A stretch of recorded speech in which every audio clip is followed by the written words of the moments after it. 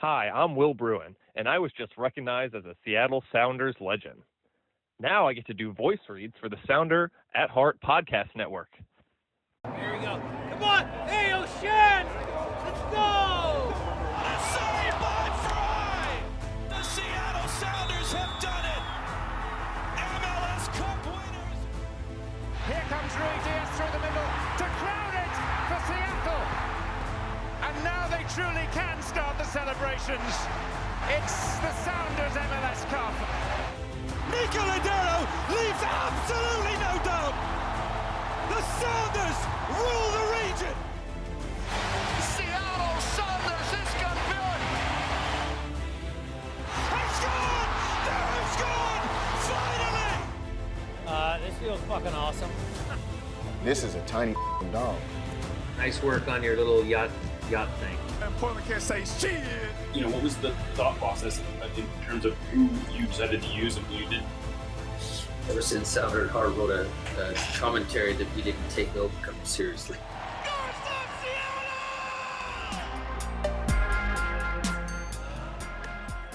This episode of Nos Arietes is sponsored by Full Pull Wines, a Seattle-based wine retailer and proud sponsor of Nos Arietes since 2011.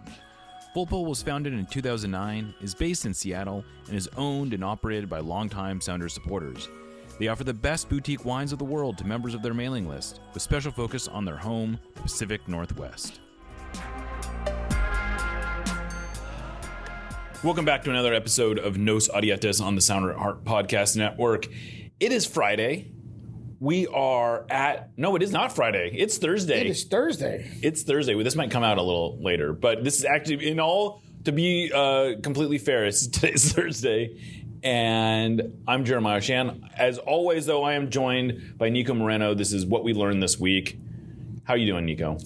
It's Thursday, but it feels like it should be Saturday, quite honestly, because we've been doing so much work. It's been a busy week, both, on the Sounder level and for me as a parent at the father level, with my daughter going through tryouts and moving things around, having to get home. So it's nice to be in my comfort zone here, in my sanctuary of this beautiful Providence in Swedish, PCC, as I like to call it these days. That's right.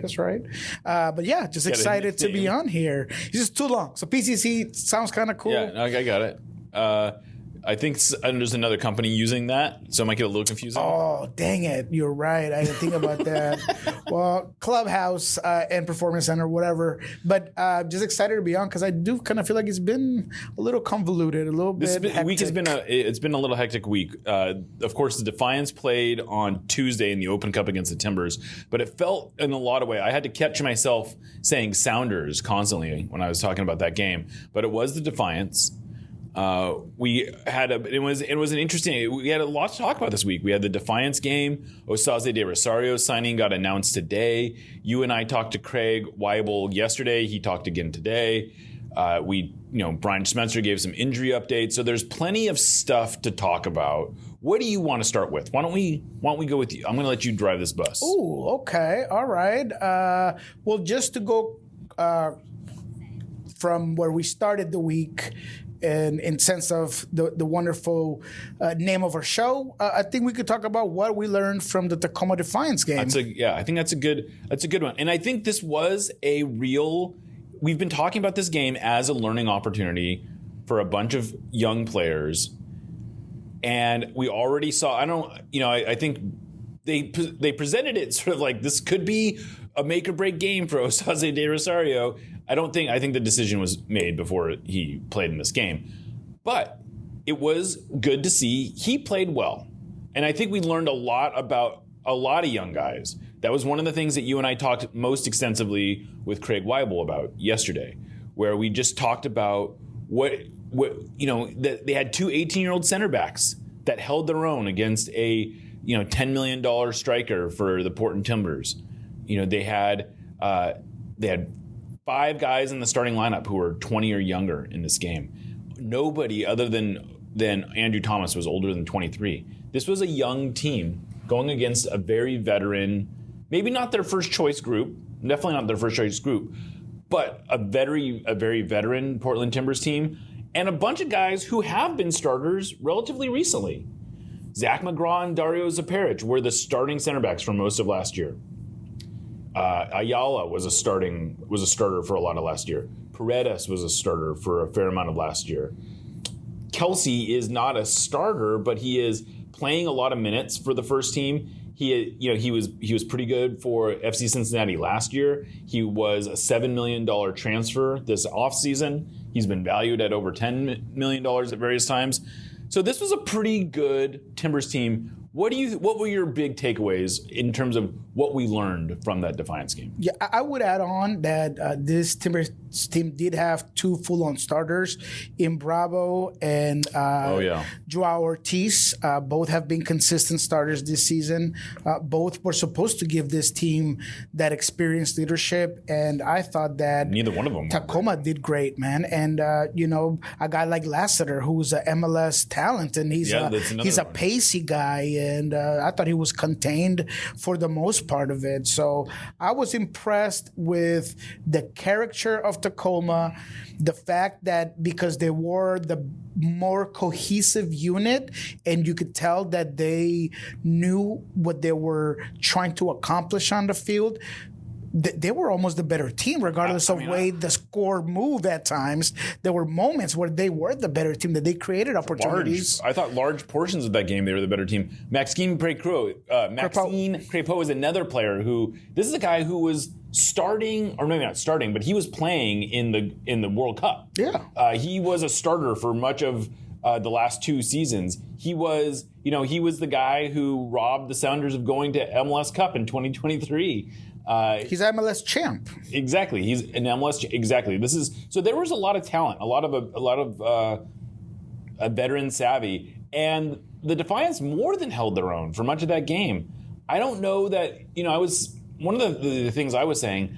I don't know if at the price tag, I would take anyone from that Timbers team over players that were on the Defiance.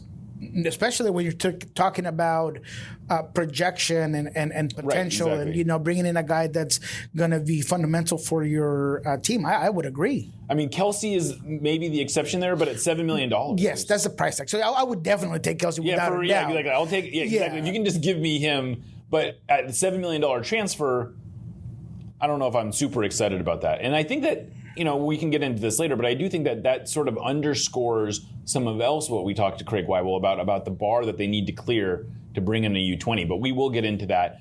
One of the other players who I would say the player who I was most surprised to see in the Defiance starting lineup was Kalani Kosa-Rienzi, who to me has established himself as a first-team player at this point.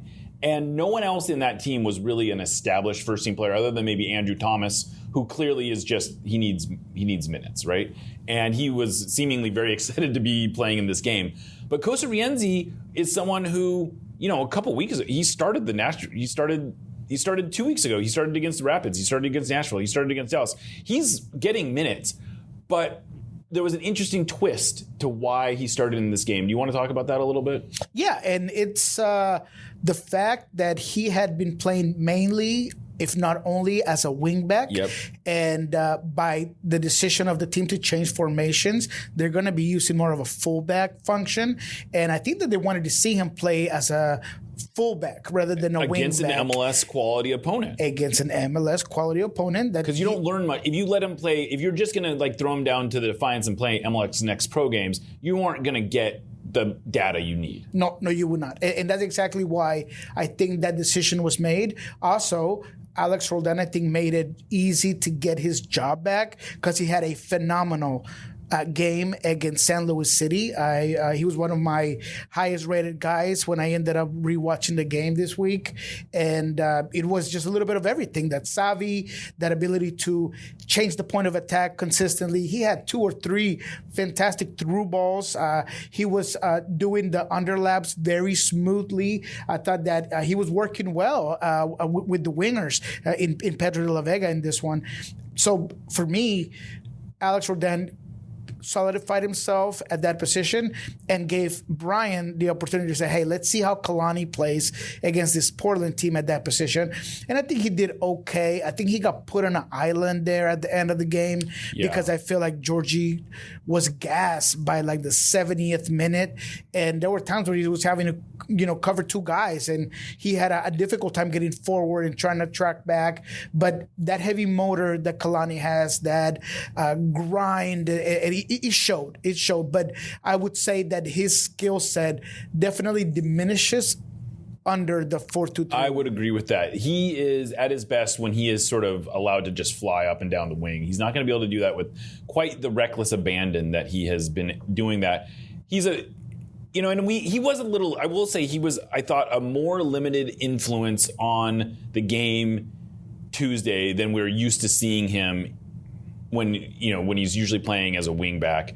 The play that most stands out, I think, to a lot of people is the equalizing goal where he is essentially left to guard, to mark two people. Because he's got Ian Smith, which this is just a little aside. Interestingly, the Timbers sort of started their comeback when they started bringing in their deeper reserves. They're younger guys. Guys.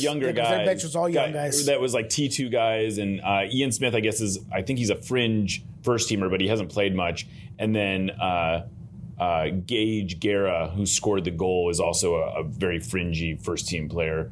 But anyway, what happens is Ian Smith gets out on the wing, and Kalani is there. He's not closing him out as aggressively as you might want. But the problem is there's another player hanging out right inside the penalty area that Kalani is having to track, because if he just bails out, all of a sudden they're giving him a slip ball. And what he needs is Manungu to be marking Smith more aggressively. He's very late to get there. He doesn't get there until basically the moment that Smith delivers the cross. Now, full credit, it's a great cross. It is. But it's also between two center backs.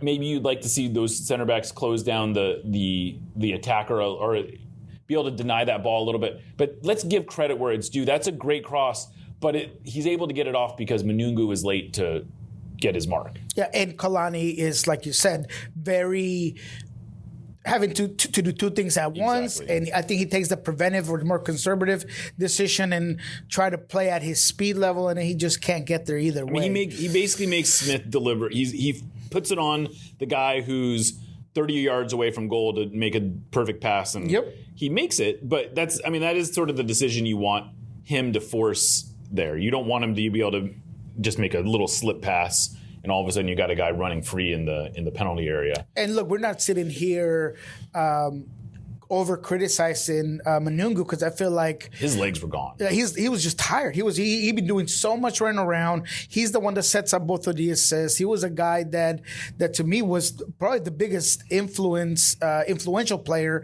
in the attacking end, and he was just done. And obviously, H is a guy that's trying to get a win. Maybe he is a little late on making that substitution. I think that if there's one thing that you can second guess in this game, I think it's getting Manungu off around the 70th minute and bringing in a Jackson Corey or someone like that who is going to do a lot of the same stuff, but maybe not be as effective as an attacker, but as legs. And I think we also saw it, unfortunately, on the penalty that ends up deciding the game, where Georgie just grabs the attacker really out of lazy, I'm not calling him lazy, but I think those are the tired out of exhaustion. He doesn't want to chase this guy, and I get it, but you can't do that. On the whole, I think Manungu showed that he is developing the parts of his game that you really want him to develop. Of course. He's not a 90-minute player right now. I think that's what sort of there's two takeaways from the Georgie Manungu experiment. One, he's becoming a very effective attacker. He is it Ayala or is it? No, it's Bravo. Bravo. He destroys him on that first goal. Just absolutely wrecks him.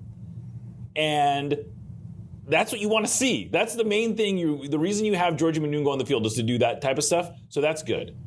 But we also learned that he's probably not a 90-minute player. The moment to me that really said, okay, he's maybe too gassed, he got out on a breakaway, and instead of going at goal, he lays it off to Yusu Kanome, who another player we can talk about, who ends up not having a great look and ends up getting kind of a weak shot off. But to me, if Manungu has his legs, he's going at goal there. Yeah, no, 100%. And that was maybe around the 70th minute or so. And that is sort of something that he's been working on. And look, we all know that, and this had a big effect on the game. It was the way that Starfires played. Yeah. And I feel like at times maybe Manungu was a little bit rushed and was a little bit trying to make too much happen. And I think that killed his legs. Yeah. But I think he put, understandably, a lot of that game was on his shoulders. Yes. And I think that was sort of the game plan is like, and he had it was funny because he had a hard time getting into it in the first half, but in the first 20 minutes of the second half, he was as electric, as good as that we've ever seen him. I mean, he looked like a man possessed who was ready to just tear open, and both goals come mainly from his industriousness, his skill, his ability. So I don't want to diminish what he did there. I just think that we also need to be real about where the goals came. And I think we have to be very mindful. And people at times are, once again, it's the right to be, but they're just too radical. And he is a guy that is a great talent. He continues to develop. He's going to be a contributor for the first team, but he clearly played way above the Tacoma Defiance level. He's shown that time and time again. He's not a Defiance player. So we got to give him the credit that he deserves, the respect that he deserves, and he's going to continue to develop and get better. He's going to get to be right next to a guy like Ryan Kent and Pedro La Vega and learn every day. Mm-hmm. He's going to be a talent that will continue to play for the first team. Another guy that I thought was interesting, and I'll try to be brief here, is Bernal. I thought he had a very solid game. Solid. He's another 18-year-old starting in the defensive midfield against a veteran team, and he held his own. He had a moment in the first half that you'd like to see him be a little bit more composed in the box, where he ends up shooting high and but other than that, I thought he did everything you'd want him to do, and frankly, that's not totally his game anyway. Mm-hmm. So I don't want to put too much on him, but he held his own, and you can kind of go through the roster. I don't know that anyone looked like they were overwhelmed. No. I thought Reed was good. Reed probably should have had potentially had a game-winning assist. Puts in a beautiful left-footed ball to Stuart Hawkins at the back post. Hawkins, unfortunately, he has Osaze de Rosario making a run that is wide open if he taps it across the goal, and he shoots it instead and it's saved. But going back to De Rosario, he was putting himself in dangerous positions. I thought he looked great. I'm excited about what he can bring to the first team. Yeah, I'll give you my last take on him before I ask you about just one specific player that was interesting that I had not really been watching closely. But De Rosario, his ability to know how to attack the box, when to attack the box. He's a physical player. He had two very big framed, experienced center backs, and he looked the part. He has a wonderful header that he goes and gets, and he has to have an off-ball movement to get to that ball. And he is kind of fighting off a defender while he's hitting fighting off a defender. So for me, the physicality. He looks solid. The thing I liked, that he just looks so solid going up for it. There's a guy bodying him, and he's not like that. He may not have gotten quite as much on it as he would have otherwise, but the fact that he gets a good, strong header off while he's got a defender literally against him is great. So I thought he was just very good at his positioning, and that's huge for what the Sounders will need. We'll see what he does later on when it comes to defense and triggers and, some of his link-up play. Those things that'll grow, but at least I feel like he is a guy that is not just a good depth piece, but that has a ton of potential to develop into an even better player. The player I wanted to ask you was about you.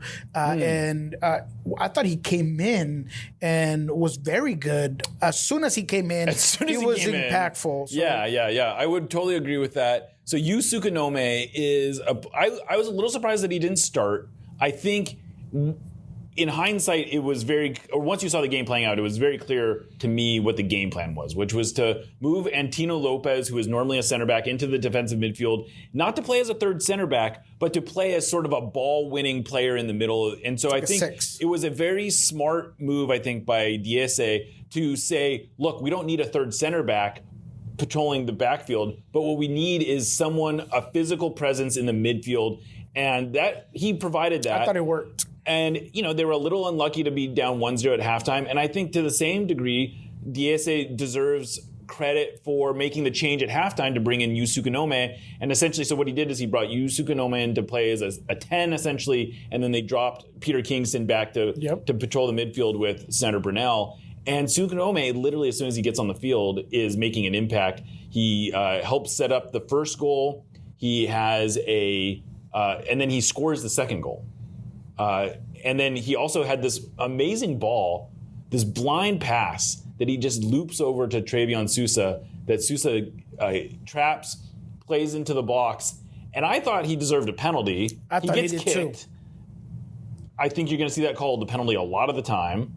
It doesn't get called, and then 3 minutes later, Portland equalized. That would have essentially sealed the game if they had gotten that call. But yeah, Sukunome is a player who, coming into this year, if you had asked me who are the top 5 guys on the Defiance who are MLS prospects, he would not have made my list. I think he is getting pretty close to the point where the Sounders almost have to sign him. I mean, he's got 9 goals and 2 assists in 9 competitive games this year. Wow. He finds the game. He's not necessarily a conventional player. He's a little older. He's 24 years old. He's got an interesting backstory, too. He did not play professionally in Japan. He actually played in the college system in Japan, which is not a that's not a normal path. He gets out of college, he comes to the United States, plays in the NPSL for some team, I think in South Dakota. No way. Yeah, he's like the leading scorer in the NPSL, which is basically an amateur league. Sure. And I don't know how the Sounders even found him, but they find this guy, and he's just got this sort of innate ability to find the game. You watch him and you don't see any obviously plus skills, but yet he's always in dangerous areas. He's always creating danger. He's an interesting player. No, I talked to some guys of the first team after the game, and apparently they had seen him play, and they thought that he has a lot of interesting qualities.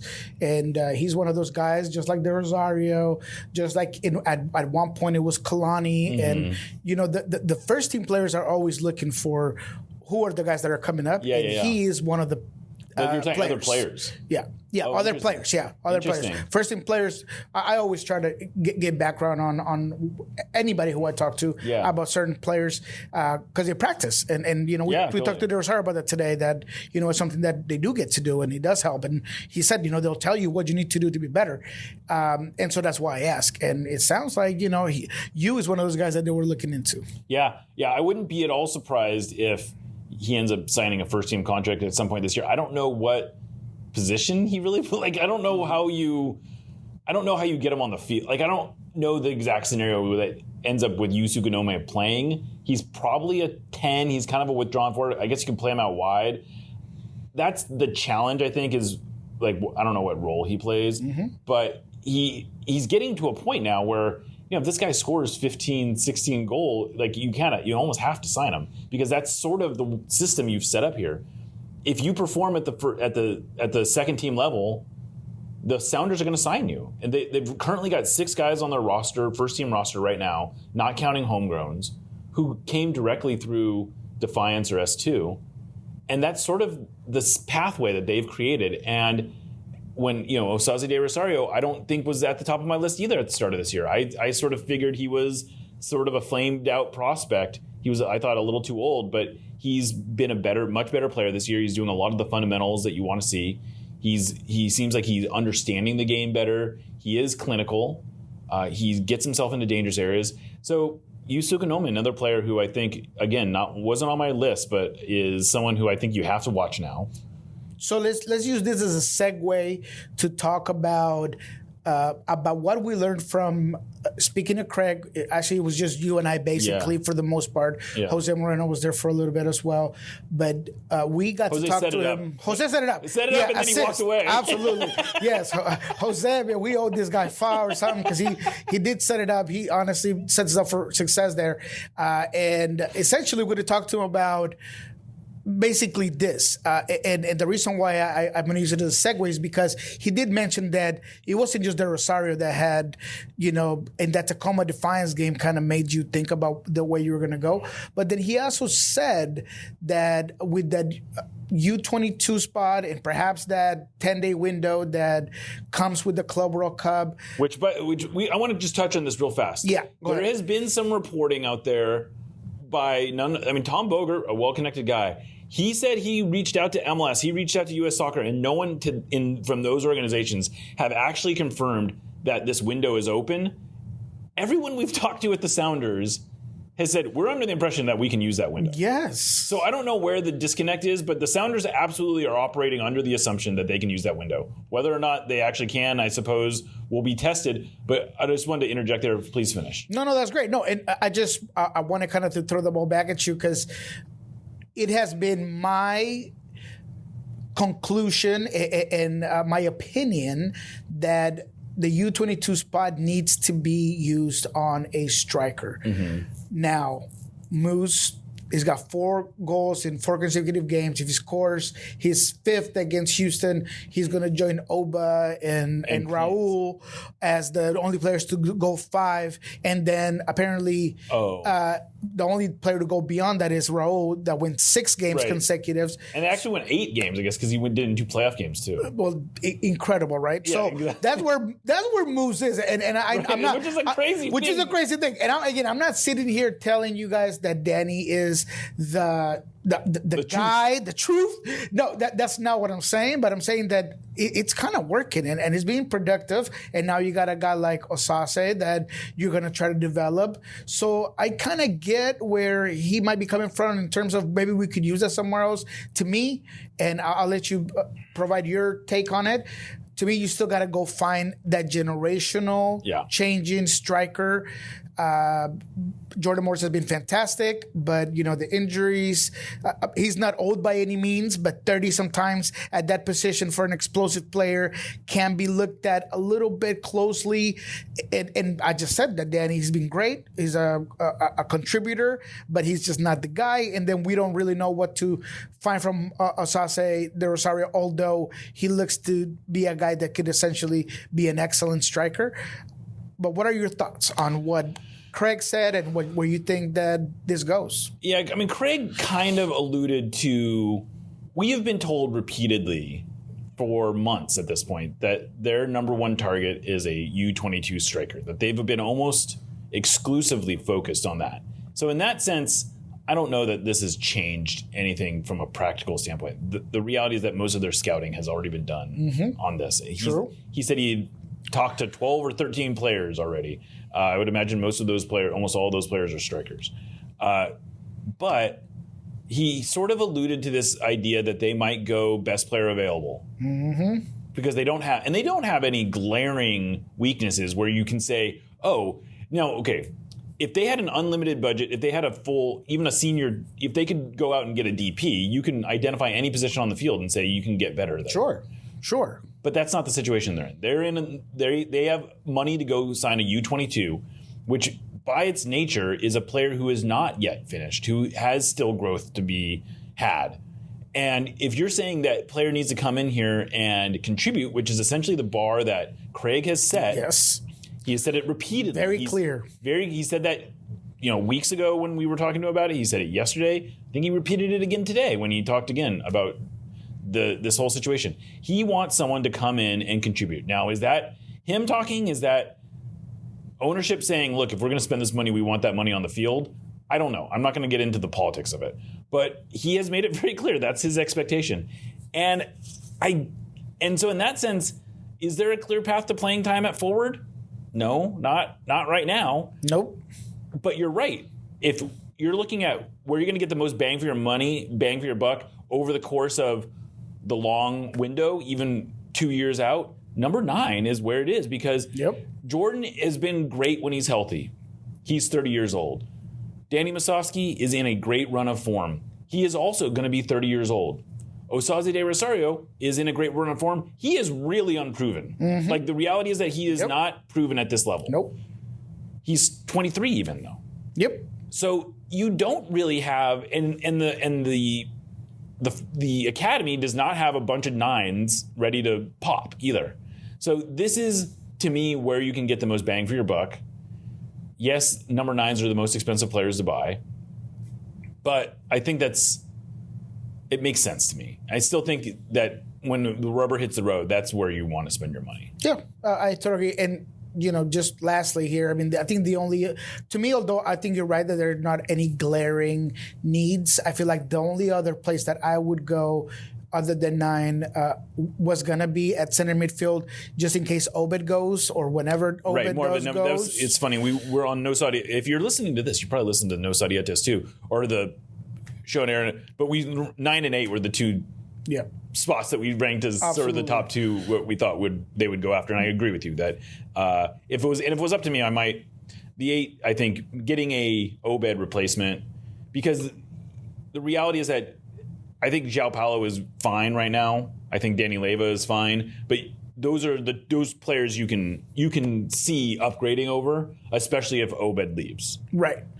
And the only reason why I've always leaned more towards the 9 is because if the developmental progress of this organization through the academy and through Tacoma has shown us is that they can farm out center midfielders. And you just talked about you talked about Burnell. Are they guys that can potentially do it? Maybe. So there are options there, but the 9 has not been that. And I think that's going to be the hardest position to identify, to bring through the academy.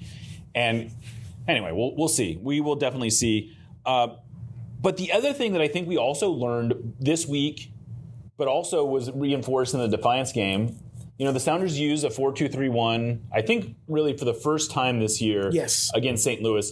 After the game, we asked Brian about it. He said, I think we're going to see that a lot more, especially at home.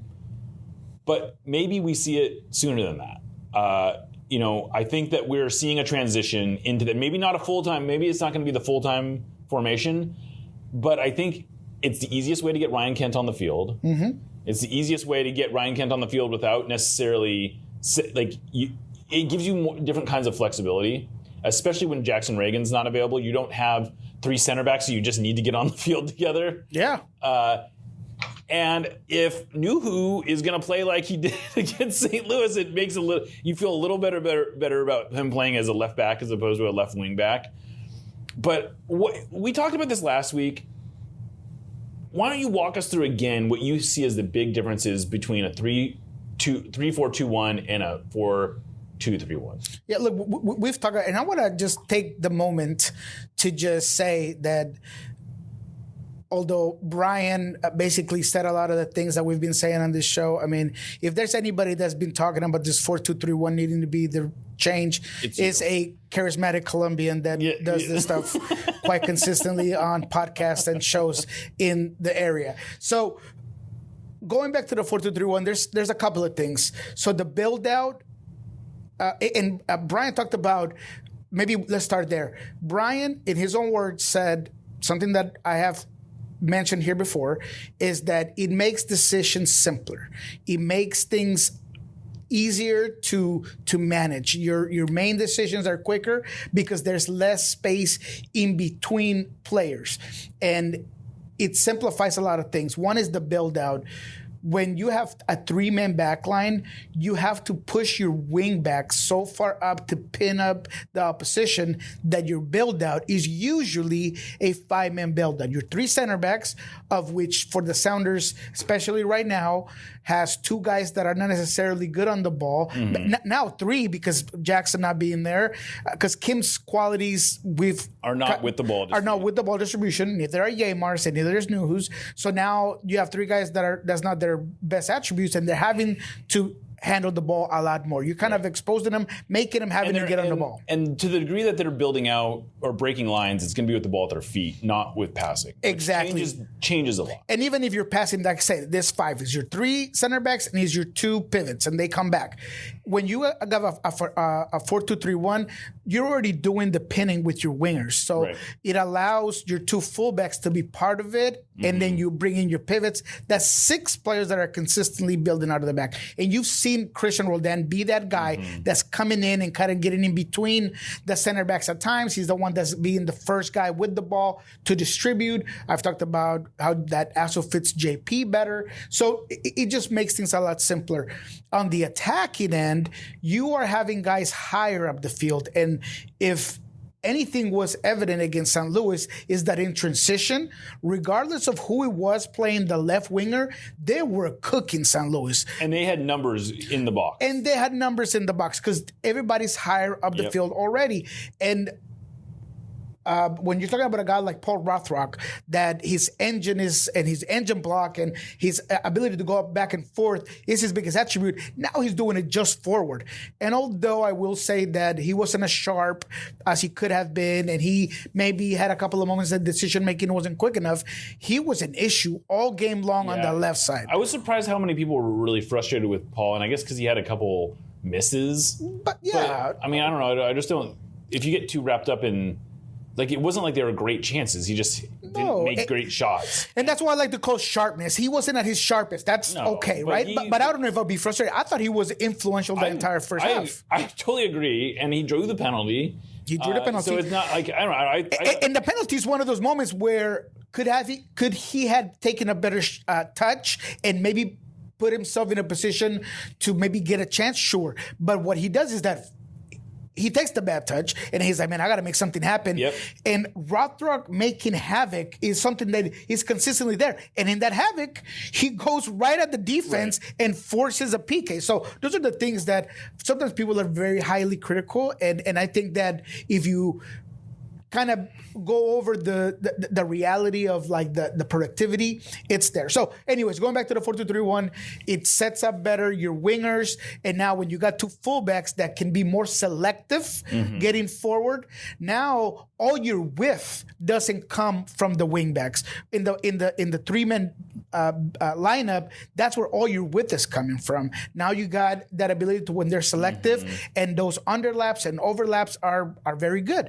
Another misconception about Ryan Kent, and I'll try not to be too long-winded on it, is that everybody, and even I said that he's a guy that is going to stretch out defenses. And he's got positional awareness. That's fine.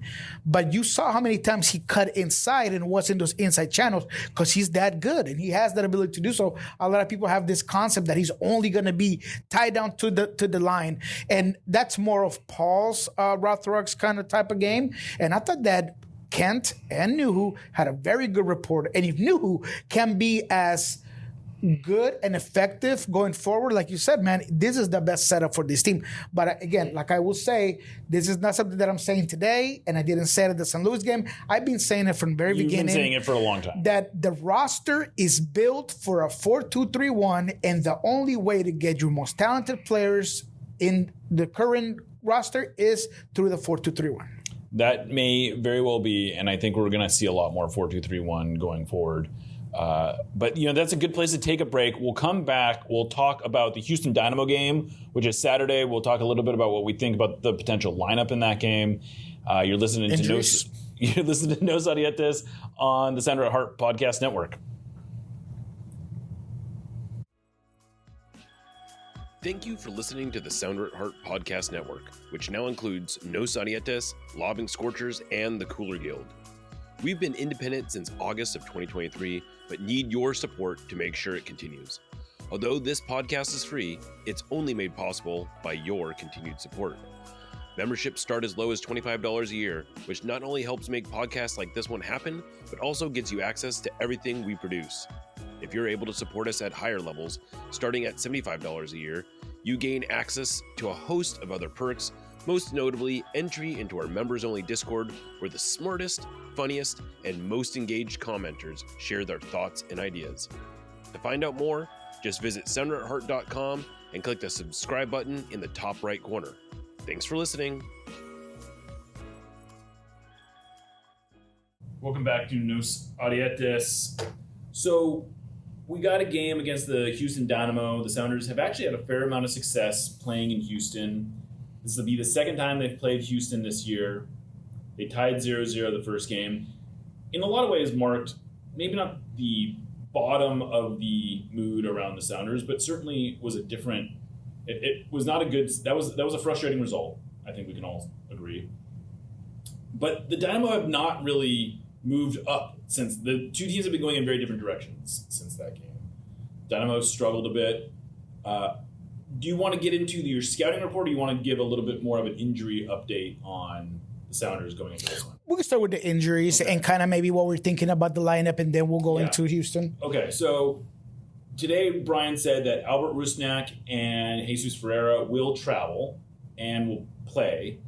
We don't know exactly how much they'll play because they were both somewhat modified in training this week, in and out of training.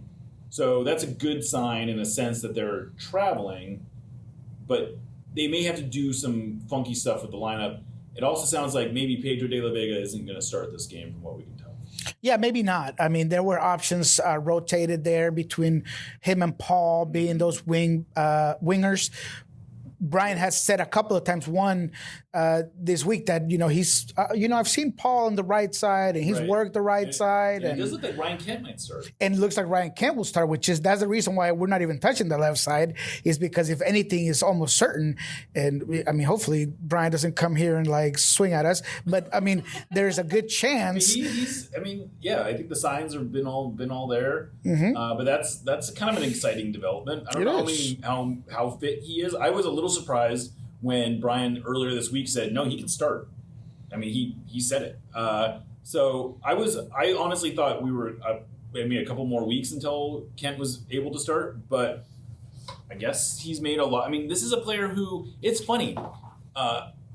We were originally pumping the brakes on what kind of fitness level we expected to come in. He way exceeded our expectations there. Yep. We were saying, oh, well, he looks good in training. We'll see. And he's exceeded the expectations there. Every game he's played, he's looked better. This is an exciting, but I don't want to get too crazy about it, but I'm excited about the possibility of him starting. Anything else about the starting lineup? Jackson Reagan is, at best, it sounds like Portland, so he's not in the mix. Anything else starting lineup-wise you think is notable? Albert Rusnak, do we say that already? Albert, he's going to travel. Yeah, he'd be modified, so it'd be interesting what happens there. Yeah, I'm curious to see what they do with the number 10. Because I'm not really sure what happens there. But in terms of Ryan Kent, though, this is another checkpoint. Yeah. And that's kind of what you'll see, right? We've all been excited about everything he's done so far, but I've kind of pumped the brakes as well because we don't know what 90 minutes looks like for him. We don't know what a starting game looks like because it's very different to come in late in the game. And credit to him for being as humble as he was after the game. He was I was kind of won over. I don't gravitate towards the English players that much. I don't know. I'm just not that into the English game.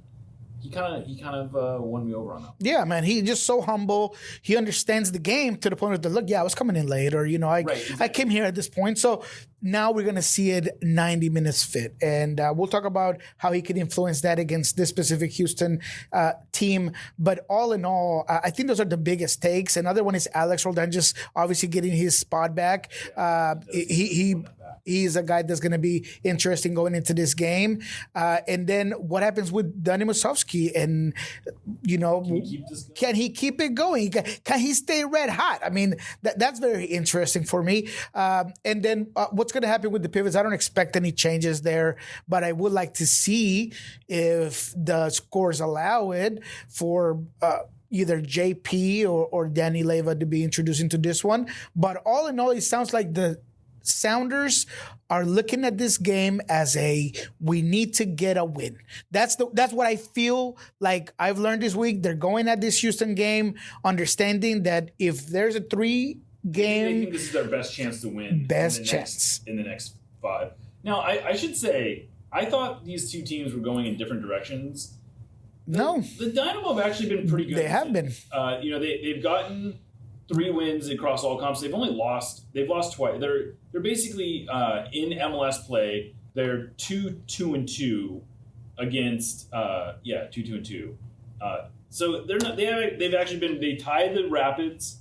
They beat Austin. They tied LA. They beat LAFC, and then they lost to the Timbers.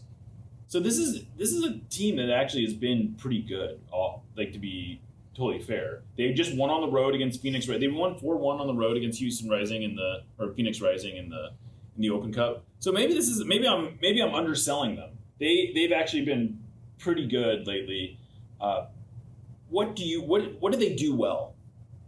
Yeah, so all in all, what happens with this Houston team is that they were unbeaten 4 games before their last game, their last game, and the biggest difference, I think, and we'll get into this a little bit more, I feel like, is that they've gotten a new winger that has provided them another chance creator, a guy that can almost be another player that is going to work with Ponce, who just looked like a guy on an island so many times. He is supposed to be their 9th striker, but he was forced to come back so far.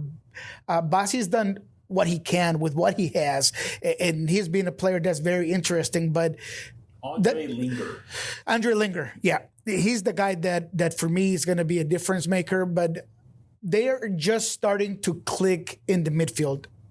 This was one of the top midfields last season. Yes. And all of a sudden, all your key guys are gone. And they have just started to kind of build that up. And now, with a little bit of momentum, I feel like this Benny Ball type of team has been very interesting. Another guy that has solidified them very well, and let's just go ahead and put it out. The 3 guys to watch for me are Andre Linger, because of everything he's done. He's actually gotten a couple of goals before his last game. A wonderful volley off the top of the box that went in perfectly. A good header to win a game. To tie a game. And just he's been very good. The other guy that the Sounders did not see last time they were here was Jonathan Bond. And he is being such a fantastic player for this team, the goalkeeper. Against LAFC, he had 7 saves by the time it was halftime. 7 saves. The guy just has been absolutely unreal. And he gives him not just a guy that's good on the aspects of being a goalkeeper, saving all the things, but he's very good on the ball. He's helping out their build out. They've been able to bolster their lineup a bit because they were also really thin at center back, if I remember correctly, the last time they were here. And Sviatchenko has basically been able to come back in. They picked up Jack McGlynn, I believe, maybe even since that game. Yeah, no, I think McGlynn. He might have been playing already by then. He's solidified his place in the team. Jonathan Bond. The winger we were just mentioning, Linger. So this is a different team. Sounders are gonna, I would say this is their best chance to win of these next 3. That doesn't mean it's gonna be an easy game. No, not at all. Absolutely not. And to your point, Burlow is another guy that had been injured, that had not been able to play as a center back. He played in the Open Cup game, 90 minutes. And so those are things that are working well for him. But LAFC ended up beating them rather easy. I'll be quite frank. Their biggest issues continues to be in midfield. Arthur is a guy that, although to me is one of the most experienced, better guys as a disruptor, as a guy that's going to get the ball back, play easy. You're starting to kind of tell that he's got a lot of miles on his wheels, and he has to not look as sharp. So for me, that's where Seattle can have the advantage. The last guy that I wanted to put up as the third guy to look for Houston is McGlynn. And McGlynn, you just kind of mentioned that it's not just what he does on the field, but in set pieces. Yeah. His set pieces are fantastic. He has a phenomenal left foot, whether it's straight at goal or corner kicks or setting up guys. He's a guy to watch. So those are the 3 guys for me that you got to watch. Now, going into this game, Franco Escobar lost his head against LAFC, gets a silly second yellow. He will not be part of this game. They've had issues with that specific position. Maybe it could be Steris that plays there at left back. Dorsey is the right back. Oh, okay, yeah. And so that's somewhere where I feel like Seattle is going to be able to attack both flanks. Dorsey on the other side, although he's got wheels and a huge engine block and could do a whole lot, he gets forward very easily. He gets hung up sometimes. So that Ryan Kent might be able to exploit. Yes, so that's what we were talking about. Ryan Kent. Ryan Kent's going to have a lot of space potentially dealing with a guy like Dorsey. Now, Dorsey's going to be physical, and he's going to be getting on him. It's going to be very interesting how that matches up. That matchup, I'm going to be all over because Dorsey's also a guy that plays with a chip on his shoulder the size of Texas. And so getting a guy that's had all of this, reflectors and trajectory, I could see where he's going to be all over him. So great matchup, but I do think that Seattle can get the better of Houston by using those flank spaces that consistently get open for this Houston team. And what's happened to Niko Ladero since we last checked in with him? He's been more of a role player. I mean, he was just a placeholder until they got more attacking players. Those attacking players are here now. And so he played in the Open Cup. He had a solid performance. And he's just that guy that's just more of a rotational guy. I will say the locker room, including a guy like Ponce, utmost respect for Ladero. They listen. He's one of the guys that has one of the loudest voices on the field, on the locker room. So he's been a guy that has, without a doubt, been a positive influence for Benny's team. Benny's actually, it was kind of funny because it was his birthday on the last game, ends up losing that game. But this team does kind of rock to Benny's style. They're emotional, they get forward, they're grindy. So like Brian said, it's not going to be an easy game.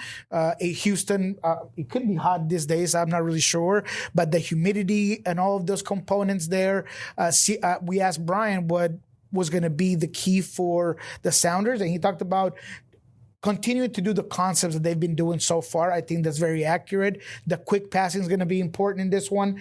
The last thing I'll say when it comes to the scouting report of this Houston team is that they've had some big difficulties getting out of the back.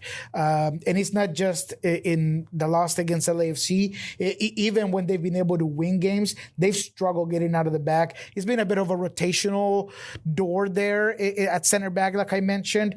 But to me, when you're looking at a guy as young as Obafemi at center back, he came from MLS Pro. This is his first year in the league. He's had 11 games, 11 starts, so he's done it, but he struggles at times compromising balls, and that's where I think Seattle, if they press correctly under this new formation, maybe they can, put a good goal initially.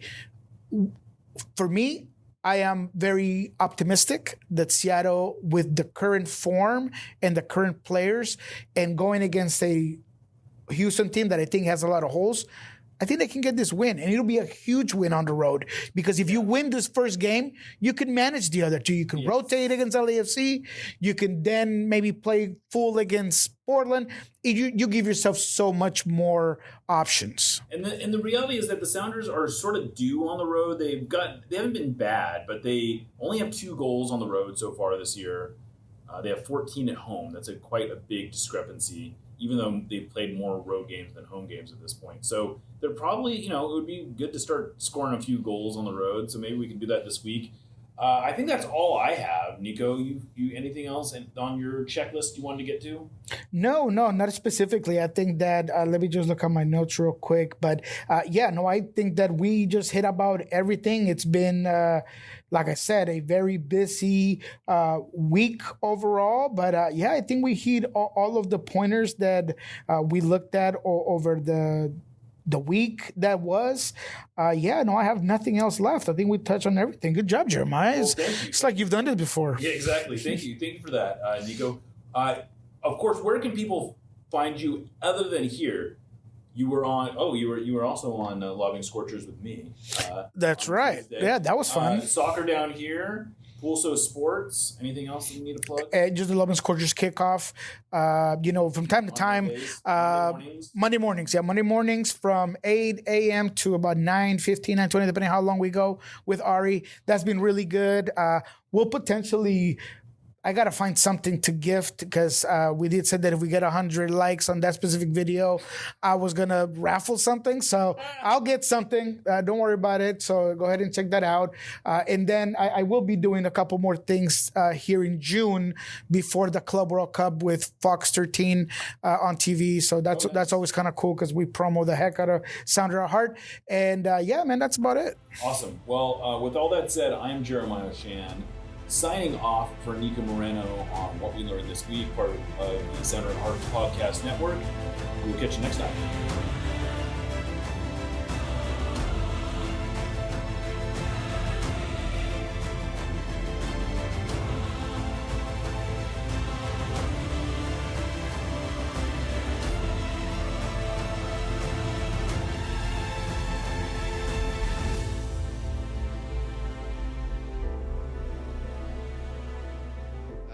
I expect a LAFC who's motivated to prove themselves at home, to prove to their fans that they're capable of winning in this league.